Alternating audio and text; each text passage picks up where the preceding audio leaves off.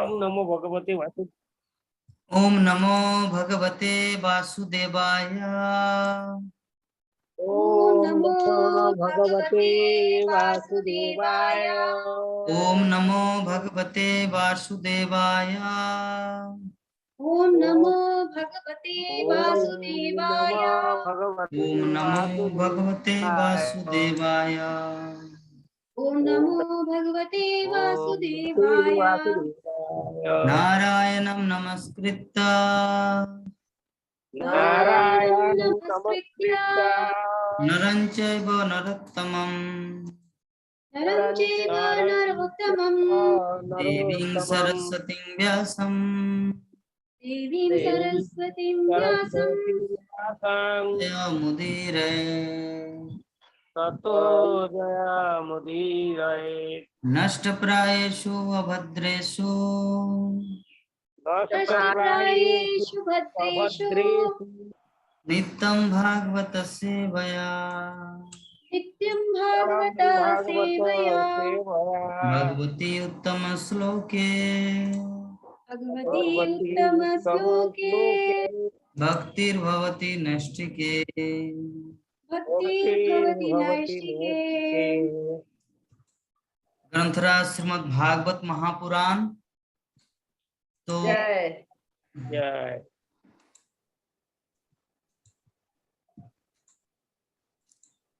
श्रीमद् भागवतम प्रथम स्कंद द्वितीय तृतीय अध्याय श्लोक नंबर 14। ऋषि भिर्याचितो भेजे ऋषि बीजाचितो भेदे नवमं पार्थिवं बभो नवमं पार्थिवं वपु दुग्धे मामोषधिर्विप्रास दुर्गैवामौषधि विप्रा नायम तेनायं स सुत्तमा तेनायं सौषत्तम्। ऋषिर्भिर्याचितो भेजे ऋषि वीर्यतो भेज नवमं पार्थिवं बभो नव नवमं पार्थिवं वपु दुग्धे मामेषधिर्विप्रास दुर्दैवाम औषधि विप्रा तेनायं सौसत्तमा सेनाय तेनायं सौषत्तमम्। ऋषिभिजाचित भेदे ऋषि विरचितो भेजे नवमं पार्थिवं वपु नवमं पार्थिवं अपु दुग्ध इमाम औषधि विप्रा दुग्ध इमाम औषधि विप्रा तेनायं सौषत्तम्। तेन यम स उषतमः। हरे कृष्ण माता जी। ऋषि याचितो भेजे ऋषिभिर्याचितो भेदे नवमं पार्थिवम् अपु नवमं पार्थिवं वपु दुग्धे इमामे औषधि विप्रा दुग्ध इमाम औषधि विप्रा तेन याम स उषतमः। तेनायं सौषत्तमम्। हरे कृष्णा प्रभु। हरे और कोई? माता जी जय कहाँ? अनुवाद तात्पर्य पढ़िए।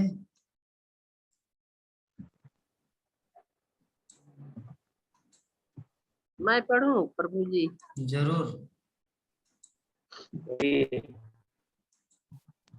हे ब्राह्मणों, मुनियों द्वारा प्रार्थना किए जाने पर भगवान ने 9वें अवतार में राजा पृथु का शरीर स्वीकार किया, जिन्होंने विविध उपजे प्राप्त करने के लिए पृथ्वी को जोता। फल स्वरूप ये पृथ्वी अत्यंत सुंदर तथा आकर्षक बन गई। तत्पर। हरे कृष्ण। राजा पृथु के उत्पन्न होने के पूर्व उनकी पापी पिता के कुशासन के कारण अत्यंत अशांति छाई थी। बुद्धिमान व्यक्तियों अर्थात मुनियों तथा ब्राह्मणों ने भगवान से न केवल अवतरित होने के लिए प्रार्थना की, अपितु उन्होंने इस राजा को सिंहासन से उतार भी दिया। राजा का कर्तव्य है कि वह पवित्र हो और अपनी प्रजा के सर्वांगीण कल्याण तथा ध्यान रखे। राजा जब भी अपने कर्तव्य पालन में कुछ असावधानी बरते तो बुद्धिमान व्यक्तियों को चाहिए कि उसे सिंहासन से, किंतु ये बुद्धिमान व्यक्ति खुद सिंहासन पर नहीं बैठते, क्योंकि उनके जिम्मे जन कल्याण के और भी अधिक महत्वपूर्ण कार्य रहते हैं। अतः सिंहासन पर न बैठकर उन्होंने भगवान से अवतार लेने की प्रार्थना की और भगवान महाराज पृथु के रूप में प्रकट हुए। असली बुद्धिमान व्यक्ति या योग्य ब्राह्मण कभी भी राजनैतिक पदों की चाह नहीं करते। महाराज पृथु ने पृथ्वी से अनेक उत्पादक खोज निकाले। ऐसा राजा प्राप्त करके न केवल प्रजा प्रसन्न हुई, अपितु पृथ्वी का सारा दृश्य भी सुंदर तथा आकर्षक हो गया। हाँ, पृथ्वी का पूरा साम्राज्य, सारा दृश्य ही आकर्षक हो गया। तो इस प्रकार हम लोग आज श्रीमद् भागवतम के प्रथम स्कंद के तृतीय अध्याय के 14 नंबर श्लोक में पहुंचे हैं और आज है भगवान पृथु का लीला, किस प्रकार वो अवतरण किए इस संसार में और क्या किया। तो आज का जो अवतार है, आज हमारा 9वां अवतार है भगवान के 24 अवतारों में से। तो हम सभी जानते हैं, जैसे कुछ देर पहले हमारे भक्तगण उसको रिपीट किए कि पहला अवतार है चतुष्कुमार, द्वितीय अवतार है शुकर, तृतीय अवतार है नारद मुनि। तो इस प्रकार चतुर्थ अवतार है नर नारायण ऋषि, पंचम अवतार है कपिल देव, षष्ठ अवतार क्या है विश्वनाथ प्रभु? दत्तात्रेय। सप्तम अवतार है आपका ऋषभ देव तो अष्टम। हाँ, यज्ञ। सप्तम में यज्ञ पुरुष, अष्टम में भगवान ऋषभ देव और आज 9वां में है महाराज पृथु। तो महाराज पृथु हर अवतार के पीछे एक अलग अलग कार्य होता है, विशेष कार्य होता है। तो इस अवतार में क्या कार्य है, हम लोग चलते हैं सूत गोस्वामी क्या बोल रहे हैं और श्रील प्रभुपाद हम लोग को पृथु महाराज के बारे में क्या बता रहे हैं। तो बता रहे कि ऋषि भीर या चितो भेजे 9वां पार्थिव बभु दुग्धे मामोस धीर विप्रास तेनायम स उसत्तम। अर्थात हे ब्राह्मणों, किसको संबोधित करके बोल रहे हैं? सोनकादि ऋषियों को नैमिषारण्य के तट पर। सूत गोस्वामी बता रहे कि हे ब्राह्मणों, मुनियों द्वारा प्रार्थना किए जाने पर, मुनियों द्वारा ऋषि मुनियों द्वारा प्रार्थना किए जाने पर भगवान ने 90 अवतार में राजा पृथु का शरीर स्वीकार किया। तो ऋषिगण मुनिगण कब प्रार्थना किए भगवान को कि भगवान पृथु महाराज के रूप में प्रकट हुए, इसका विवरण है। तो उसका कार्य कि जिन्होंने विविध उपजे प्राप्त करने के लिए पृथ्वी को जोता। जैसे हम लोग हल चलाते हैं, जो हल चलाते हैं, कभी हल चलाए उसको पता है कैसे क्या करना पड़ता है, जमीन में कुछ खेती फसल के लिए क्या क्या करना पड़ता है। महाराज वैसा ही किया, पृथ्वी को जोता। फलस्वरूप उसका रिजल्ट क्या हुआ? पृथ्वी अत्यंत एक्सट्रीमली ब्यूटीफुल एंड अट्रैक्टिव बन गई, आकर्षक बन गई।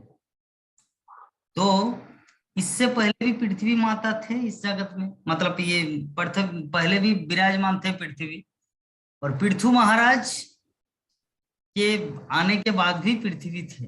तो विषय वस्तु यह है कि अत्यंत सुंदर और आकर्षक बन गई। इसका अर्थ क्या है?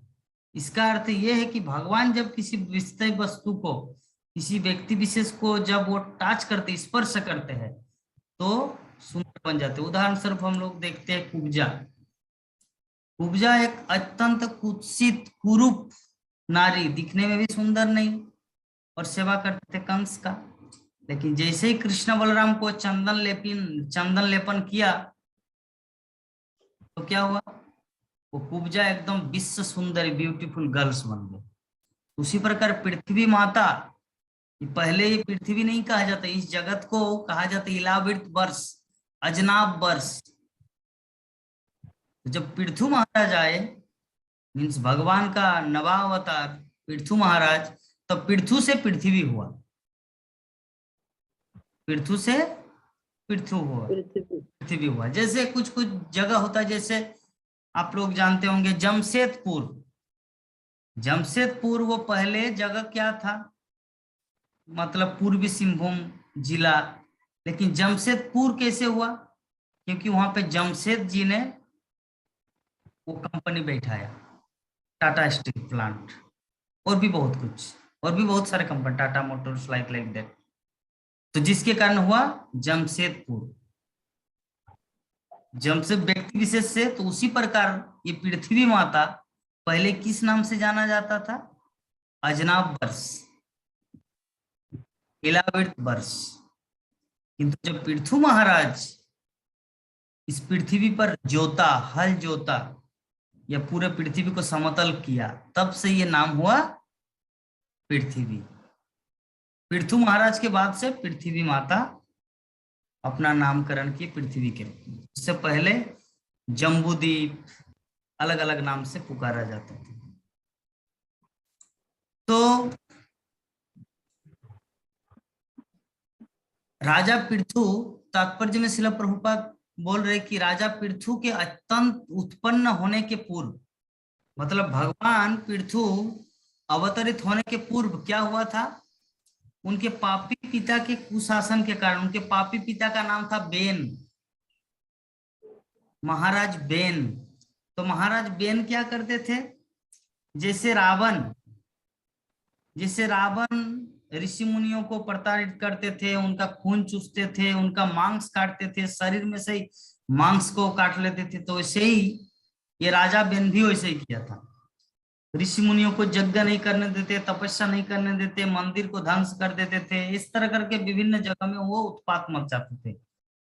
तो जब ऋषि मुनियों ने देखा कि जब ऐसी अवस्था है संसार का, प्रजागण सुखी नहीं है,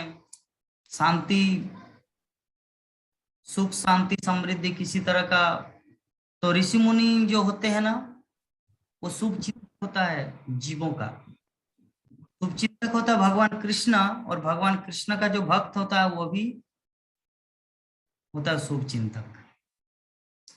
विश्वनाथ प्रभु जी, एटलीस्ट आप वीडियो ऑन करके रखिए, क्योंकि हमारा रिकॉर्डिंग हो रहा है ना, यूट्यूब में जाएगा, नहीं तो बोलेंगे सभी ना वीडियो ऑन किया हूँ प्रभु।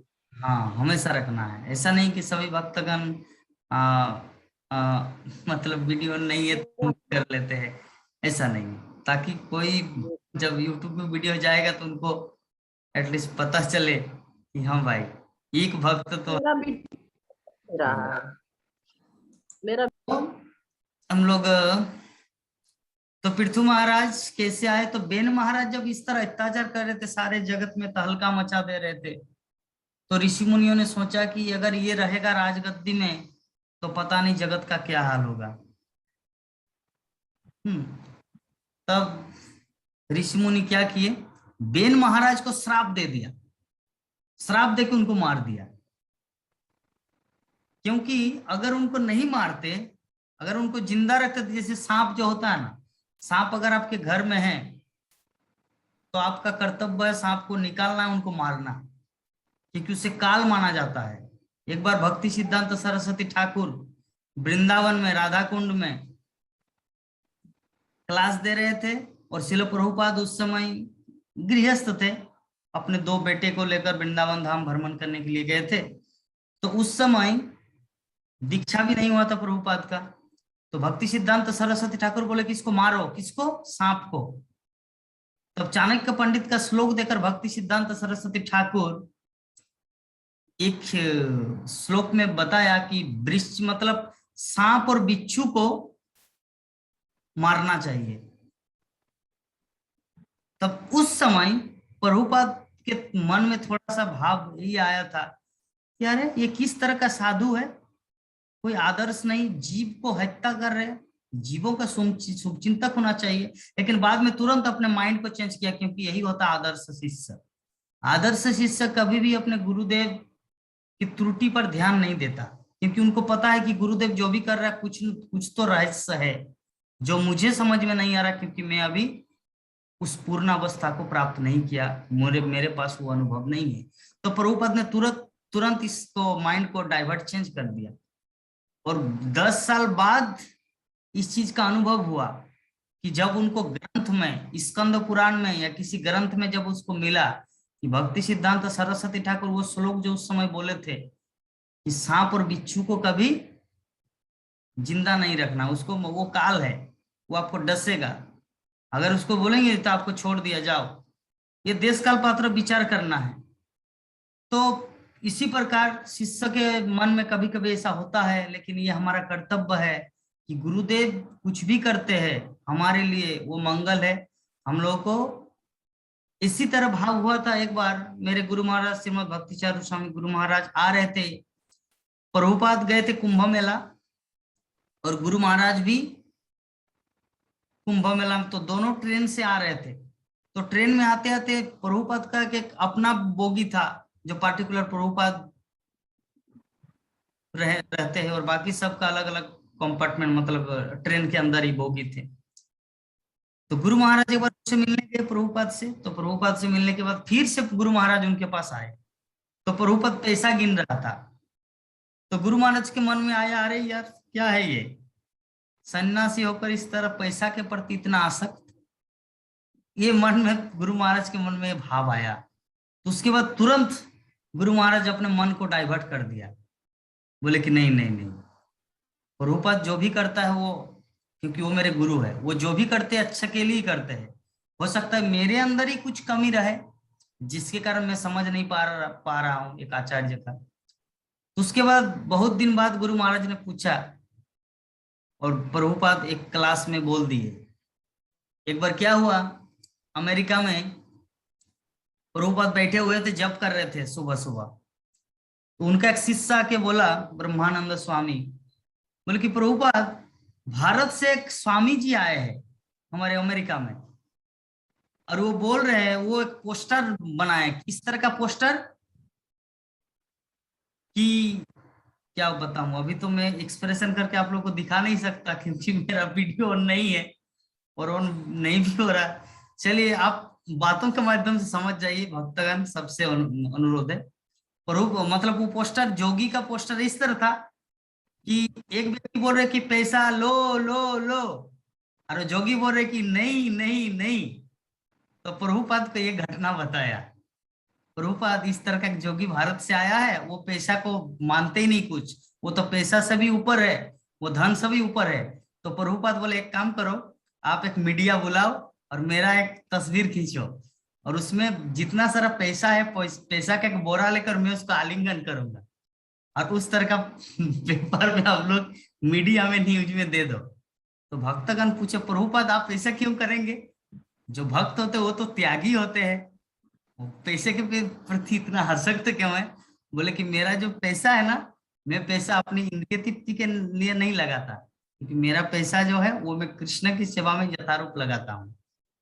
और वो जो जोगी जिसकी बात, वो जिसका जो फोटो आप लोग देख के आए हैं, कि वो बोले कि पैसा लो लो लो, और बोले कि नहीं नहीं नहीं, तो इसका अर्थ ये है चलो बुधा भाई बोलो। कि वो उसको कृष्ण सेवा में नहीं लगा पाता। अगर कृष्ण सेवा में लगा पाते तो शायद वो उस तरह का पोस्टर, नकली एडवर्टाइज नहीं करते। तो ये है आचार्य। हमारे आचार्यगण जो है ना, जो भी करता है परफेक्ट। इसलिए हमारे मन में भी कभी अगर किसी भी तरह का कुछ दुविधा आए कि पता नहीं ऐसा क्यों किया प्रभुपाद, पता नहीं ऐसा क्यों किया प्रभुपाद, है ना? तो इस तत्व को हम लोग को समझना है। किसी भी स्थिति में हम लोग को आचार्यों के ऊपर कमेंट नहीं करना है। कुछ दिन पहले, 2 दिन पहले, 3 दिन पहले मेरी वाइफ लक्ष्मी वो पढ़ रही थी भागवतम। तो भागवतम में श्रील प्रभुपाद एक जगह में लिखे है तुलसीदास के बारे में। तो लक्ष्मी बोले कि प्रभुपाद ऐसा क्यों लिखेगा? बोले कि प्रभुपाद नहीं लिखी, वो हमारे आचार्य भक्ति विनोद ठाकुर लिखे है। उसमें भक्ति विनोद ठाकुर जैव धर्म पुस्तक में तुलसीदास गोस्वामी को मतलब एक टाइटल दिया गया है सेंटिमेंट, जैसे सेंटिमेंट मतलब भावुकता। तो लक्ष्मी मेरे साथ झगड़ा करने लगी, बोले कि ऐसा क्यों बोल सकता प्रभुपाद। मैं बोला कि प्रभुपाद के तुम एक कोना की भी योग्य नहीं हो, इसीलिए आचार्यों का कमेंट मत करो। इसीलिए 2-3 उदाहरण दिया उनको। एक उदाहरण दिया मेरे गुरु महाराज का, जो इलाहाबाद से आ रहे थे कि प्रभुपाद पैसा गिन रहा है, सन्यासी का लक्षण तो नहीं है धन के पीछे दौड़ना, है ना। और एक उदाहरण दिया वही सांप का मारना, बिच्छू, भक्ति सिद्धांत सरस्वती ठाकुर। तो ये हम लोग को अपनी कमजोरी को समझना है कि किसी भी स्थिति में हम लोग को विचार करना है कि आचार्य जो होते हैं वो परफेक्ट, वो जो कुछ भी करते हैं वो आदर्श होता है। हम लोग समझ नहीं पा रहे, ये हमारे खुद की कमजोरी है। तो चलिए, तो ऐसा ही तो बेन महाराज जो है, पृथु महाराज के पिता, अभी तक पृथु महाराज आए नहीं। जो बेन जो है, ये बेन महाराज इस तरह सांप की तरह है। सांप को दूध पिलाओ तो प्रभुपाद बोलते हैं उसका बीसी बढ़ता है। अगर कोई सोचे अरे सांप भी जीव है, चलो उसको दूध पिलाओ, तो सांप को दूध पिलाने से होगा क्या? उसका तो विष बढ़ेगा, थोड़ी अमृत बढ़ता है। तो वैसे ही बेन महाराज जो है ना, ऋषि मुनि लोग सोच रहे कि इसको क्या किया जाए, कि अगर ऐसी स्थिति में अगर इसको छोड़ दिया जाए, सांप को अगर छोड़ देंगे आप या पागल कुत्ता को, तो वो तो पूरा संसार को तहस नहस कर देंगे। तो इसीलिए ऋषि मुनि लोग विचार करके बेन महाराज को मार दिया। और मारने के बाद उनके जो दाहिने हाथ है उसको मथना शुरू किया। जैसे समुद्र मंथन हुआ था, वहां से अमृत निकला, तो उसी प्रकार उनके शरीर को, उनके बाएं मतलब दाएं भाग के हिस्से हाथ को मथना शुरू किए। और मथने से एक व्यक्तित्व प्रकट हुआ, वो है आज का हमारा श्लोक जो है भगवान पृथु। भगवान पृथु वहां से अवतरित हुए। तो आगे हम लोग देखेंगे। हाँ, अब उनके पापी पिता के कुशासन के कारण अत्यंत अशांति छाई थी। ये सारा संसार अशांति छाई थी। बुद्धिमान व्यक्तियों अर्थात मुनियों तथा ब्राह्मणों ने भगवान से न केवल अवतरित होने के लिए प्रार्थना की, सिर्फ भगवान को अवतार लेने के लिए प्रार्थना की, अपितु उन्होंने इस राजा को सिंहासन से उतार भी दिया। बेन महाराज को क्या किया विश्वनाथ प्रभु? सिंहासन से उतार दिया। ठीक है। तो राजा का कर्तव्य है, राजा का क्या कर्तव्य है विवाह माता जी? राजा का क्या? धर्मपरायण होना, प्रजा पालन करना है, धर्मपरायण होना है। हाँ, यस। प्रजा का सर्वांगीण उन्नति साधन करना है। हाँ, तो राजा का कर्तव्य है कि वो पवित्र हो और अपनी प्रजा के सर्वांगीण कल्याण का ध्यान रखे। हाँ, प्रजा का जब तक ध्यान, क्योंकि राजा के अंदर, जैसे हम लोग 2 दिन पहले क्लास में सुने थे, एक प्रभुपाद एक कोटेशन में क्या बोल रहा था कि राजा के अंदर 6% सिंफुल एक्टिविटीज, पाप उनके शरीर में आ जाता है। किनके शरीर में? राजा के शरीर में, अगर प्रजागण पाप करे तो। और अगर प्रजा धार्मिक हो तो 6% उनको पुण्य मिलता है। तो इसीलिए यहाँ पर शास्त्र ग्रंथ, हमारे आचार्य वर्ग क्या बता रहे हैं, राजा का कर्तव्य क्या होना चाहिए कि खुद पहले अपने आप में प्योरिटी होना चाहिए। खुद अगर पवित्र ना हो तो अपने प्रजा का कल्याण के बारे में सोच नहीं सकता। खुद अगर नशे में मत्त है तो क्या दूसरा कोई व्यक्ति किसी दूसरे व्यक्ति का ध्यान रख सकता है? अगर कोई नशे में है, नशे में मतलब कोई किसी भी तरह का नशा, बीड़ी पीना, सिगरेट पीना, शराब पीना, हाँ, ये मांसाहार करना, किसी भी तरह का नशा में अगर कोई डूबे हुआ है तो वो किसी दूसरे का कल्याण नहीं कर सकता।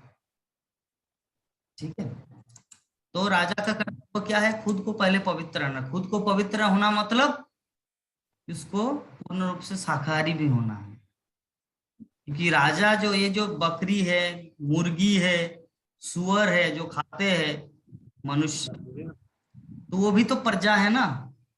राजा सिर्फ मनुष्य समाज का राजा नहीं, राजा का अर्थ होता पूरा जनसंख्या, बकरी, गाय, बैल, भेड़, सबका का उसको कहा जाता राजा। राजा का अर्थ होता भगवान का प्रतिनिधि, रिप्रेजेंटेटिव ऑफ कृष्णा। कृष्ण का प्रतिनिधि होता है राजा। तो राजा जब भी अपने कर्तव्य पालन में कुछ असावधानी बरते, यहाँ पे श्रील प्रभुपाद बता रहे, देखिए कितना साफ कलम है कि अगर राजा अगर कोई असावधानी बरते तो क्या करना चाहिए बुद्धिमान व्यक्तियों को कि उसे सिंहासन से उतार दे। अगर उसे उतार ना दे, सांप को अगर जिंदा छोड़ दे, घायल शेर को अगर जिंदा छोड़ दे, पागल कुत्ता को जिंदा छोड़ दे, और असावधानी वाले जो राजा है उनको अगर, तो वो समाज में उत्पाती मचाता रहेगा और जगत में सिर्फ हानि पहुंचाएंगे। तो इसीलिए बुद्धिमान व्यक्तियों को क्या चाहिए, क्या करना चाहिए? उनको सिंहासन से उतार देना चाहिए। किंतु ये बुद्धिमान व्यक्ति खुद सिंहासन पर नहीं बैठते। बुद्धिमान में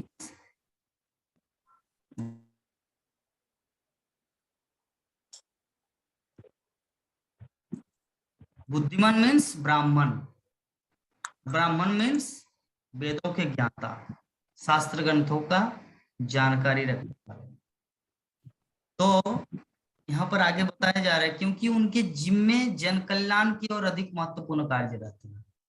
देखिए ब्राह्मण का कार्य राजा से भी कितना इंपॉर्टेंट है। यहाँ पर कितना साफ साफ लिखा है कि बुद्धिमान व्यक्ति खुद पर शासन पर नहीं बैठते। मतलब ब्राह्मण अगर कोई पापी राजा हो तो उसको सिंहासन से निकाल दे, उतार दे, लेकिन इसका मतलब नहीं कि खुद वहां पर बैठ जाए। नहीं, क्यों नहीं बैठ रहा है विश्वनाथ प्रभु? क्यों नहीं बैठना? क्योंकि सेकंड लाइन में बताया गया है, क्योंकि उनके जिम्मेदार जन कल्याण की ओर भी अधिक महत्वपूर्ण कार्य रहता है। ब्राह्मण का दूसरा महत्वपूर्ण, ब्राह्मण का सबसे महत्वपूर्ण कार्य क्या है? एक कृष्ण भावना भावित व्यक्ति, एक कृष्ण भक्त प्रचारक का सबसे बड़ा महत्वपूर्ण कार्य क्या है? समाज का सभी मनुष्य को कृष्ण भक्ति प्रदान करना।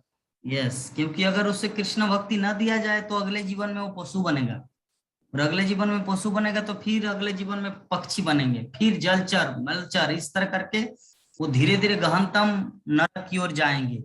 इसीलिए जो व्यक्ति मनुष्य जीवन को प्राप्त किए हैं उसका परम कर्तव्य क्या है? पहले अपने जीवन को सार्थक करना है और दूसरों को भी उसको सार्थक करने के लिए कोशिश, उनको इंस्पिरेशन प्रदान करना है। जब तक व्यक्ति विशेष को प्रेरणा नहीं मिलेंगे तब तक वो भक्ति जीवन भी एक्सेप्ट नहीं करेंगे। इसलिए खुद को जब तक आइडियल, खुद को जब तक आदर्श, खुद को जब तक पवित्र न बना लिया जाए तब तक कोई किसी को नहीं बना सकते। इसीलिए यहाँ पर श्रील प्रभुपाद साफ साफ लिख रहे हैं कि पहले खुद को पवित्र बनाना है, उसके बाद सर्वांगीण कल्याण का ध्यान रखें। तो अतः राज सिंहासन पर न बैठकर ब्राह्मण उन्हें भगवान से अवतार लेने की प्रार्थना की और भगवान महाराज पृथु के रूप में प्रकट। ये जो ब्राह्मण गण क्या किए, खुद राजा के सिंहासन में जाके नहीं बैठा, बल्कि भगवान से अवतार लेने की प्रार्थना की। और भगवान क्या किया, उनके रिस्पॉन्स में भगवान महाराज पृथु के रूप में प्रकट हुए। तो असली बुद्धिमान व्यक्ति या योग्य ब्राह्मण, देखिए असली बुद्धिमान व्यक्ति या योग्य ब्राह्मण कभी भी राजनीतिक पदों की चाह नहीं करते। राजनीतिक पदों की चाह कौन करते, इसका अर्थात वो बुद्धिमान नहीं है, वो योग्य ब्राह्मण नहीं है। चाणक्य पंडित राजनीतिक पदों की चाह नहीं रखे, बल्कि चंद्रगुप्त को इंस्पिरेशन दिया, खुद नहीं राजा बने। चंद्रगुप्त से 1 रुपया भी नहीं लेते थे, वो राज्यसभा में भी वो नहीं रहते थे। चाणक्य पंडित रहते थे झोपड़ी में रहते थे, और भिक्षाटन करके जो उसे प्राप्त होता था उसी से वो अपने निर्वाह करते थे। तो यह है आदर्श ब्राह्मण, आदर्श शिक्षक।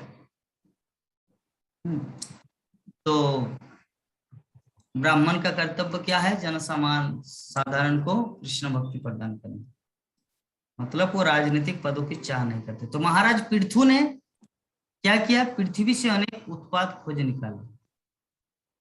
उत्पाद का अर्थ क्या है विश्वनाथ प्रभु?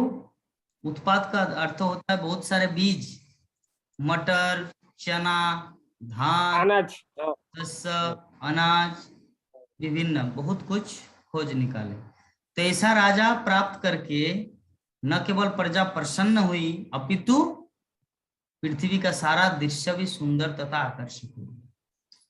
तो इस तरह का राजा, इस तरह का व्यक्ति विशेष जब आता है, मतलब पृथ्वी लोक में भगवान जब प्रकट होते हैं तो क्या होता है, सारा दृश्य संसार सुंदर और आकर्षक बन जाता है। तो इस प्रकार जो आज का जो हमारा श्लोक है, भगवान पृथु महाराज के रूप में प्रकट हुए। तो यहाँ पर जो बताया गया है, ऋषि भीर्याचितो भेजे नवमं पार्थिवं वपु दुग्धे मामो स्वधीर विप्रास तेनायम स उसत्तम।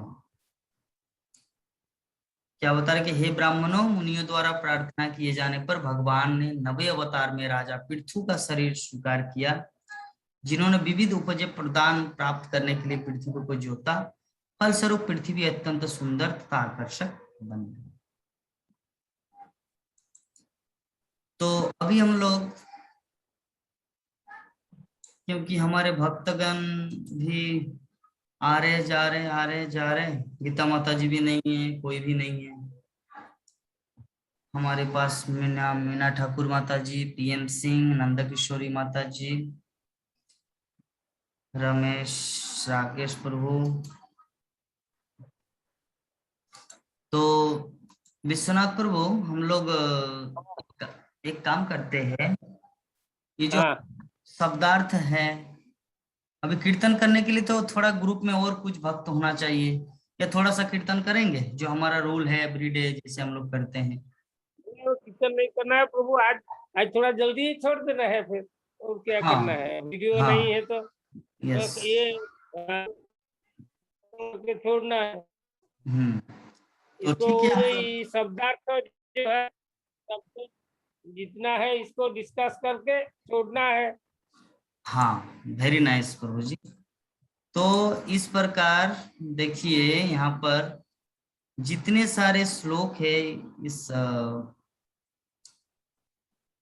क्या बोलते हैं, दिखाई दे रहे प्रभु? ऋषि याचित भेजे नवमं बपू। तो ये जितने सारे श्लोक है, जितने सारे शब्द है, इस शब्द को हम लोग समझ लेते हैं जल्दी जल्दी। तो ये अच्छा, तो पहला शब्द जो है हमारे आज का श्लोक का, यह है ऋषि भी। ऊपर हाँ ऊपर में क्या लिखा है प्रभु जी, मुझे दिखाई नहीं दे रहा। भगवत गीता का है ना? हाँ बीजी भगवत गीता हाँ, कितना नंबर 13 श्लोक नंबर है? अध्याय, 13 नंबर अध्याय 5 नंबर श्लोक। हाँ, तो इसमें बताया गया कि ऋषिभीर बहुधा गीतम छंदोभीर विविधे पृथक ब्रह्म सूत्र पदेश्चैव हेतु मद्भीर विनिश्चित। भगवान श्री कृष्ण अर्जुन को क्या बता रहे हैं कि कर्म क्षेत्र के ज्ञान और कर्मों के ज्ञाता का वर्णन विभिन्न ऋषियों ने विभिन्न वैदिक लेखों में किया है। ये विशेष रूप से वेदांत सूत्र में कारण और प्रभाव के सभी तर्कों के साथ प्रस्तुत किया गया है। एक कर्म मीन्स हमारा शरीर और कर्मों के ज्ञाता मीन्स आत्मा। तो इन सभी जो ये जो ब्रीफली डिस्कशन कौन किया है? ऋषियों ने, विभिन्न वैदिक लेखों के माध्यम से। तो ये सब कहां पर मिलता है? वेदांत सूत्र में। तो तात्पर्य में श्रील प्रभुपाद बताया कि भगवान कृष्ण इस ज्ञान की व्याख्या करने में सर्वोच्च अधिकारी है। फिर भी निश्चित रूप से विद्वान और मानक अधिकारी हमेशा पिछले अधिकारियों से सबूत देते हैं। तो कृष्ण आत्मा और परमात्मा के द्वैत और अद्वैत के बारे में इस सबसे विवादास्पद बिंदु को एक शास्त्र वेदांत का हवाला देते हुए समझा रहे हैं। श्रील प्रभुपाद क्या बता रहे कि कृष्ण जो है, भगवान कृष्ण इस ज्ञान की व्याख्या करने के लिए सर्वोच्च सुप्रीम अथॉरिटी है। लेकिन फिर भी जो विद्वान होता है वो खुद अपना मत नहीं देते, बल्कि हमेशा पिछले अधिकारी मतलब पूर्ववर्ती आचार्यों का प्रमाण देते हैं। ठीक है, तो जिसे अधिकार के रूप में स्वीकार किया जाता। पहले वो कहते हैं ये विभिन्न ऋषियों के अनुसार है। ये जो सांख्य योग है या ये जो आत्म तत्व ज्ञान है, ये क्या है? विभिन्न ऋषियों के अनुसार। जहां तक ऋषियों का संबंध है, स्वयं के अलावा व्यासदेव वेदांत सूत्र के लेखक एक महान ऋषि है और वेदांत सूत्र में दैत्य को पूरी तरह से समझाया गया है।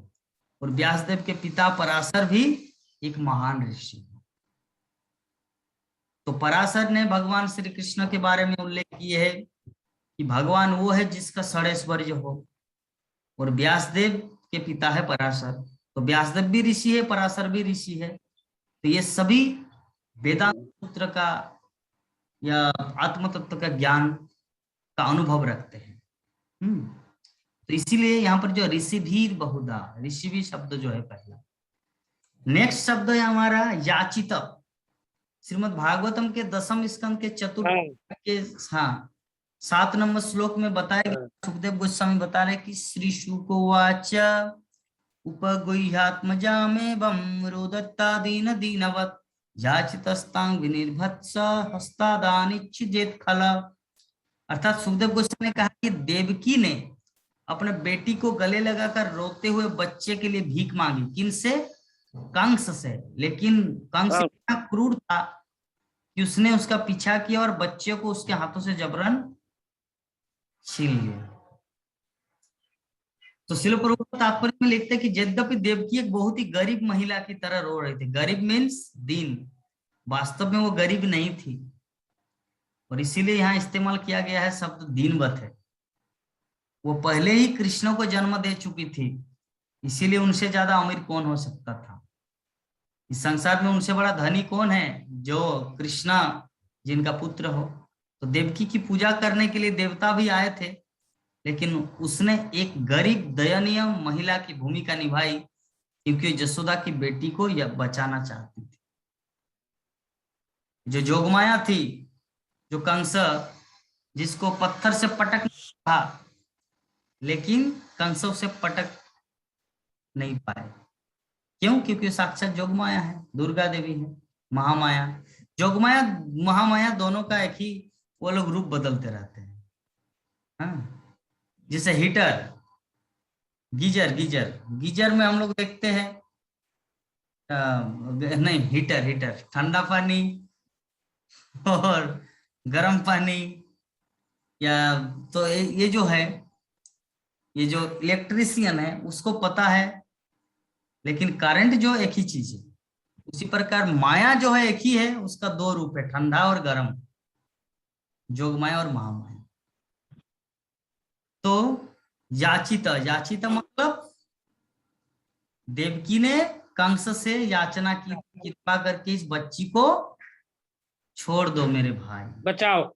हाँ, इसके बाद दूसरा तीसरा शब्द है हमारा श्रीमद् भागवतम के 11 स्कंद के 6 अध्याय के 36 नंबर श्लोक, भेजे जत्र शापाद गृहीतो यक्ष मनोधुराट विमुक्त कृविषित सद्दो भेजे भूय कलोदयम। एक बार दक्ष के श्राप के कारण चंद्रमा उपभोग से पीड़ित था, लेकिन केवल प्रभास क्षेत्र में स्नान करने से चंद्रमा तुरंत अपनी पापी प्रतिक्रिया से मुक्त हो गया और फिर से अपने चरणों का मोम फिर से शुरू कर दिया। तो चंद्रमा क्या हुआ था, वो पीड़ित हो गए थे, किसके श्राप से, दक्ष महाराज के। लेकिन जब प्रभास क्षेत्र में स्नान किया तो पुनः अपना जो रियल फीचर, जो अपना वास्तविक स्वरूप में वो आ गए, भेजे।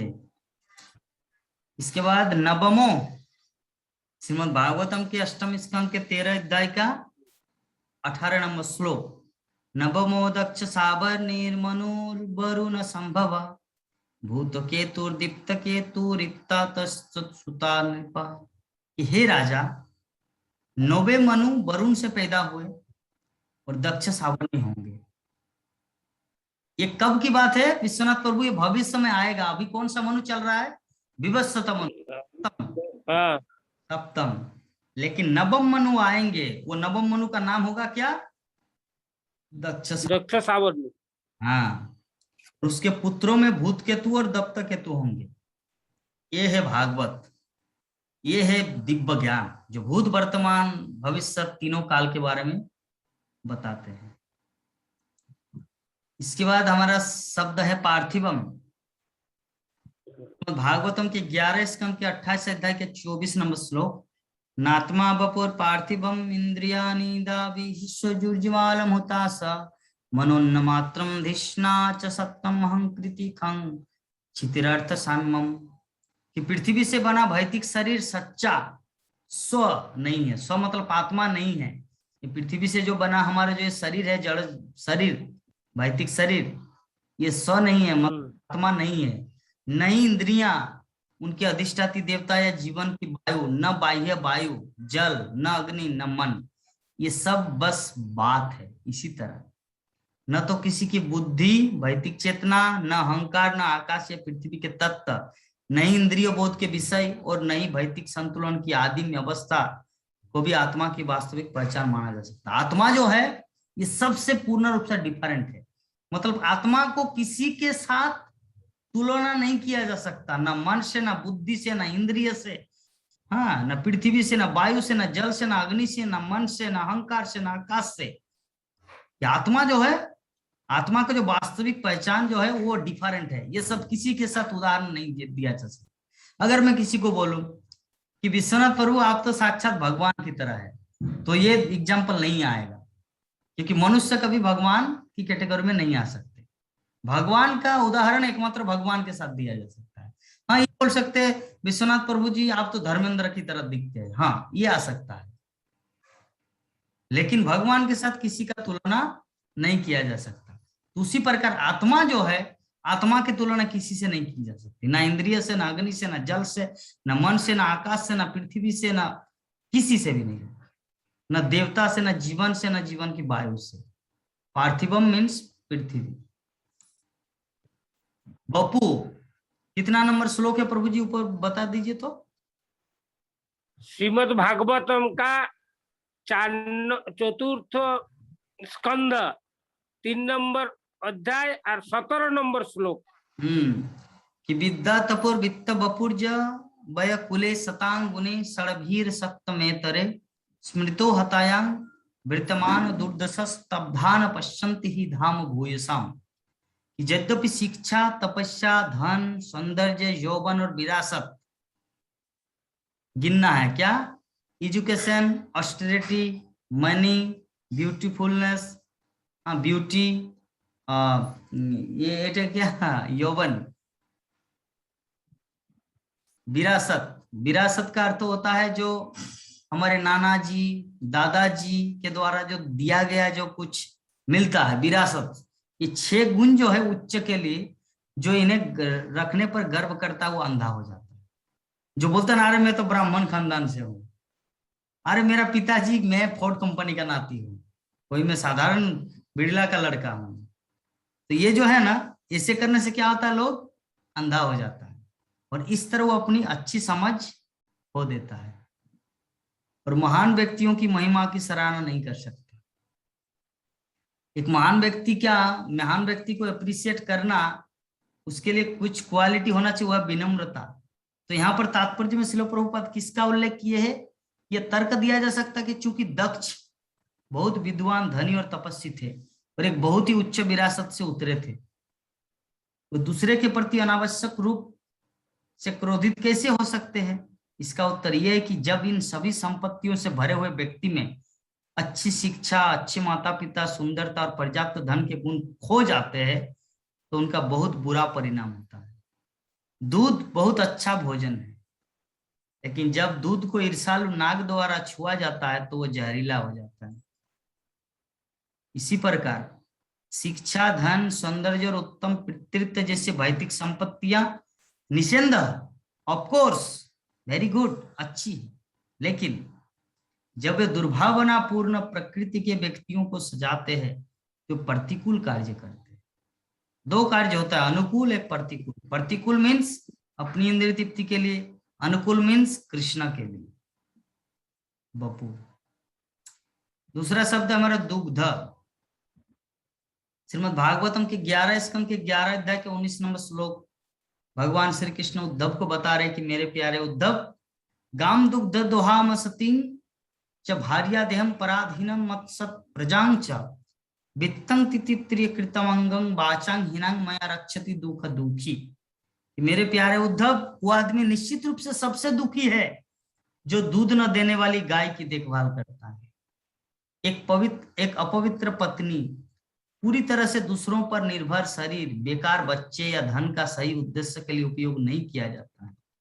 इसी तरह जो मेरी महिमा से रहित वैदिक ज्ञान का अध्ययन करता है वो भी सबसे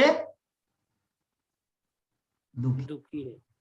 सबसे दुखी कौन है? जो शास्त्र ग्रंथ पढ़ता है, वेद ज्ञान पढ़ता है, लेकिन वो भगवान की महिमा से वंचित रहता है, वो संसार में दुखी है। तो अगर सबसे सुखी बनना है तो क्या करना है? भगवान की महिमा का कीर्तन सुनना है और बोलना है। इसके बाद है इमाम। श्रीमद् भगवत गीता के 2 अध्याय के 39 नंबर श्लोक, ऐसा तही विता सांख्ये बुद्धि जोगति मांग श्रीनु बुद्धा युक्त जजापार्थ कर्म बंधम प्रहास्यसि।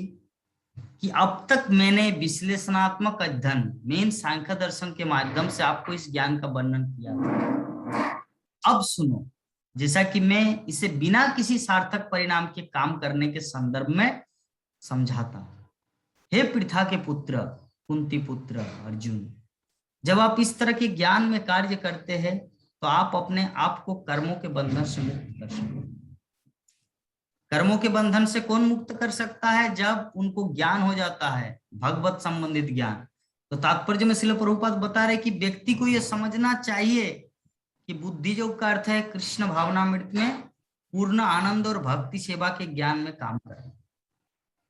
जो केवल भगवान की संतुष्टि के लिए कार्य करता है, चाहे ऐसा कार्य कितना भी कठिन क्यों न हो, वो बुद्धि योग के सिद्धांतों के तहत काम करता है और खुद को हमेशा पारलौकिक आनंद में पाता है। इस तरह के पारलौकिक जुड़ाव से, पारलौकिक का अर्थ होता है आध्यात्मिक, भगवान की कृपा से सभी आध्यात्मिक समझ स्वचालित रूप से प्राप्त हो जाता है और इस प्रकार उसकी मुक्ति अपने आप में पूर्ण होती है। तो हम लोग को समझना है यहाँ पर श्रील प्रभुपाद कृष्ण भावनामृत में पूर्ण आनंद और भक्ति के ज्ञान में काम करना, कि हम लोग को कुछ भी करना है, दान देना है, तपस्या करना है, निर्जला उपवास करना है, किसकी संतुष्टि के लिए? कृष्ण की संतुष्टि के लिए, भगवान का। हाँ, भगवान की। तो ऐसे करने से क्या होगा? हम लोग ये जो बंधन, इस जगत का जो बंधन है, इस बंधन से हम लोग मुक्त हो जाएंगे। इसके बाद शब्द है औषधि। ऊपर में कितना है प्रभु जी बताइए तो? भगवत गीता द्वितीयोध्याय हाँ औषधि, ये तो श्रीमद् भागवत हाँ चतुर्थ स्कंद हम्म 7 नंबर श्लोक। हाँ, तो यहाँ पर क्या बता रहे कि अपालिताना दृताच भवद्भीर लोक पालके चोरी भूतेथ लोके हम जग्गार्थे ग्रसम औषधि, कि मेरे प्रिय राजा, अभक्तों द्वारा न केवल अनाज और जड़ी बूटियों का उपयोग किया जा रहा है। ये कौन बोला? पृथ्वी माता। किसको बोल रहे हैं? पृथ्वी महाराज को, कि हे प्रिय राजा महाराज पृथु, अभक्तों द्वारा न केवल अनाज और जड़ी बूटियों का उपयोग किया जा रहा है, बल्कि जहां तक मेरा संबंध है, मेरा ठीक से पालन पोषण नहीं हो रहा है। वास्तव में मुझे उन राजाओं द्वारा उपेक्षित किया जा रहा है जो इन धूर्तों को दंडित नहीं कर रहे, जो इंद्रिय तृप्ति के लिए अनाज का उपयोग करके चोर बन गए। फलस्वरूप मैंने इन सभी बीजों को छिपा दिया है जो यज्ञ के लिए बने थे। तो तात्पर्य में श्रील प्रभुपाद बता रहे कि जो पृथु महाराज और उनके पिता राजा बेन का समय में हुआ था, वो भी इस समय हो रहा है। बड़े पैमाने पर औद्योगिक और कृषि उत्पादों के उत्पादन के लिए एक बड़ी व्यवस्था मौजूद है, लेकिन ये सभी उत्पाद इंद्रिय तृप्ति के लिए है। इसीलिए इतनी उत्पादक क्षमताओं के बावजूद कमी है, क्योंकि दुनिया की आबादी चोरों से भरी है। कोरी भट्टे शब्द इंगित करता है कि जनसंख्या चोरी में बदल गई है। वैदिक समझ के अनुसार मनुष्य जब इंद्रिय तृप्ति के लिए आर्थिक विकास की योजना बनाते हैं तो चोर बन जाते हैं। देखिए, चोर कौन है इस संसार में? किसी का चोरी करना नहीं। चोर वो है जो अपनी इंद्रिय तृप्ति में कोई भी चीज को लगाते हैं। इवन कि वो अपने जीवन में बहुत नौकरी किया, बहुत धन कमाया, बैंक अकाउंट में बहुत सारा पैसा है, लेकिन अगर वो कृष्ण सेवा में, कृष्ण के उद्देश्य में अगर वो नहीं लग रहा, तो वो क्या है? यहाँ पर प्रभुपाद बता रहे कि इंद्रिय तृप्ति के लिए आर्थिक विकास, बैंक अकाउंट में रखना या उसको और बढ़ाना, फिक्स डिपॉजिट करना, इंद्रिय तृप्ति के लिए आर्थिक विकास की योजना बनाते, वो चोर बन जाते। इसीलिए मनुष्य को क्या करना है? कृष्ण की सेवा में अपने शरीर को निर्वाह करना है, ताकि शरीर में कृष्ण सेवा के लिए बल मिलता रहे। तो ये कुछ चीजें तो पृथ्वी माता क्यों ये सब को छुपा दिए थे? अनाज, चावल, गेहूं, सब कुछ क्यों छुपा दिए थे? क्योंकि उनका पालन पोषण नहीं किया जा रहा था। तो फलस्वरूप उन्होंने सब कुछ छिपा दिया। तब उसके बाद पृथु महाराज आके समस्त जड़ी बूटियों को पृथ्वी से निकाला और एक सुंदर साम्राज्य, सुंदर पृथ्वी लोग बना दिए पृथु महाराज, भगवान के नवम अवतार। इसके बाद हमारा शब्द है विप्रा। ये श्लोक हम लोग पहले ही स्टडी किए हैं। श्रीमद् भागवतम के प्रथम स्कंद के द्वितीय अध्याय का 16 नंबर श्लोक है। ये हम लोग पहले ही क्लास किए हैं इस श्लोक का। कि शुश्रूषो श्रद्धानस्य वासुदेव कथा रुचि स्यान महत सेवया विप्रा पुण्य तीर्थे निषेवनात्। अर्थात कि हे द्विज ऋषियों, उन भक्तों की सेवा करने से जो समस्त दोषों से पूर्णतः मुक्त हो जाते हैं, महान सेवा होती है। और ऐसी सेवा से वासुदेव के संदेशों को सुनने के लिए व्यक्ति को आत्मीयता प्राप्त होती है। मतलब भगवान की कथा सुनने से क्या होता है? भगवान से वो इंटीमेट, अंतरंग बनते जाता है। भक्तों की सेवा, महान व्यक्तियों की सेवा, वासुदेव की कथा, श्यान महत सेवया विप्रा पुण्य तीर्थे निषेवना। इसके बाद शब्द तेना, तेना सब श्रीमद् भागवतम के पंचम स्कंद के द्वितीय अध्याय का 18 नंबर श्लोक। साच ततस्तस्य वीरयूथ पतेर्बुद्धिशील रूपवय श्रियादार्यन परिक्षिप्त मनास्तेन सहायुता युत परिवत्सरोपलक्षणम कालम जम्बूदीपपतिना भौम सर्ग भोगान बुभुजे। जम्बूदेव के राजा और सभी नायकों के स्वामी अग्निद्र की बुद्धि, विद्या, यौवन, सौंदर्य, व्यवहार, ऐश्वर्य और भव्यता से आकर्षित होकर पूर्वचित्त कई हजारों वर्षों तक उनके साथ रहे और सांसारिक और स्वर्गीय दोनों सुखों का आनंद लिया। जम्बूद्वीप के राजा कौन?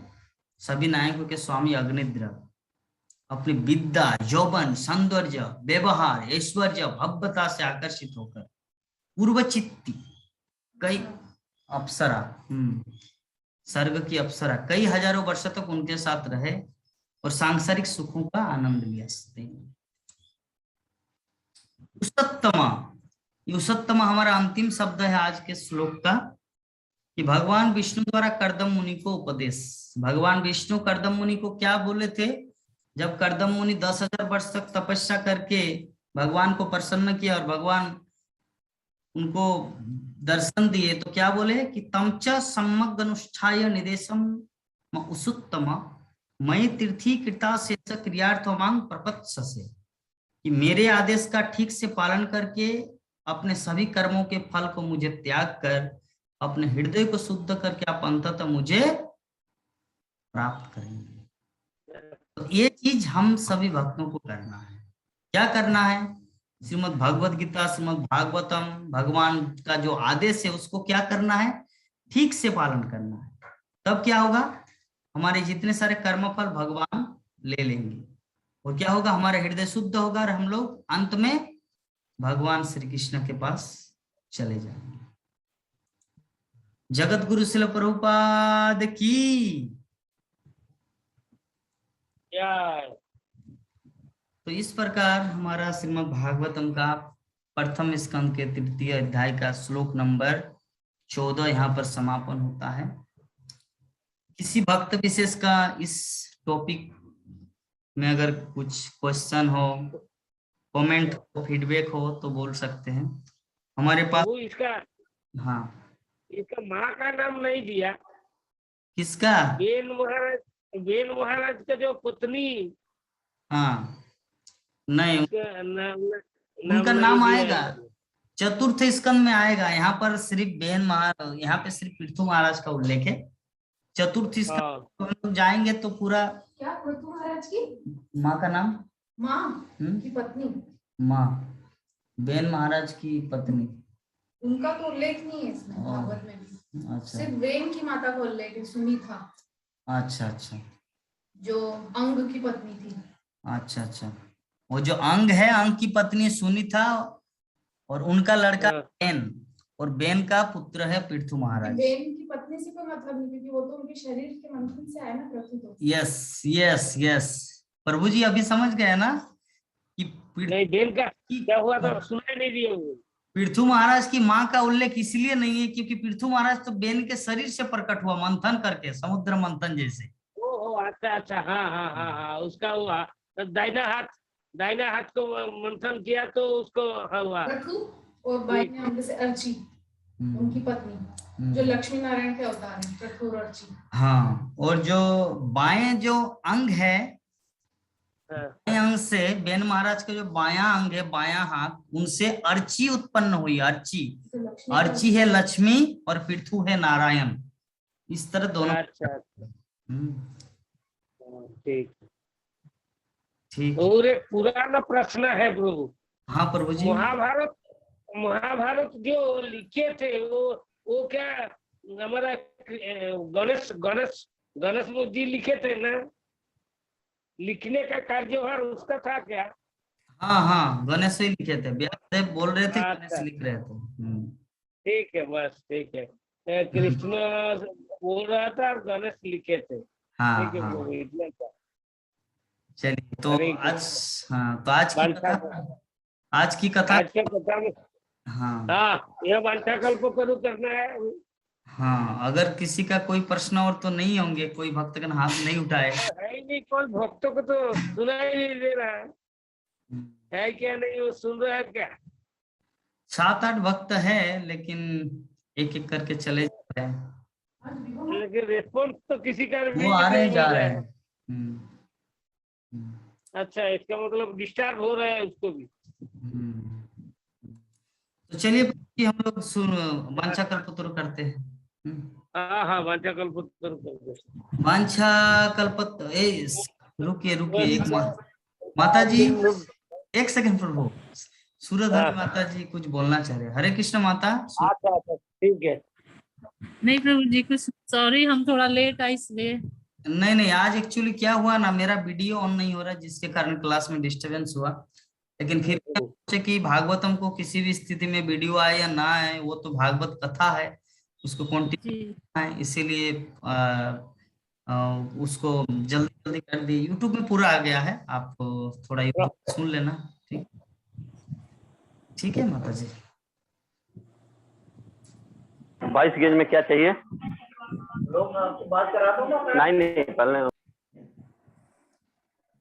अंछा कल्पतरुभ्यश्च सिन्धुभ्येव च पतितानां पावनेभ्यो वैष्णवेभ्यो नमो नमः। हरे कृष्णा कृष्णा कृष्णा हरे हरे, हरे राम राम राम हरे हरे। जगत गुरु शिल प्रभुपाद की जय। ग्रंथराज श्रीमद् भागवत महापुराण की जय। अनंत कोटि वैष्णव भक्त वृंद की जय समवेत गौर भक्त वृंद की जय। निताय गौर परमानंदे। हरि हरि बोल। हरि हरि बोल।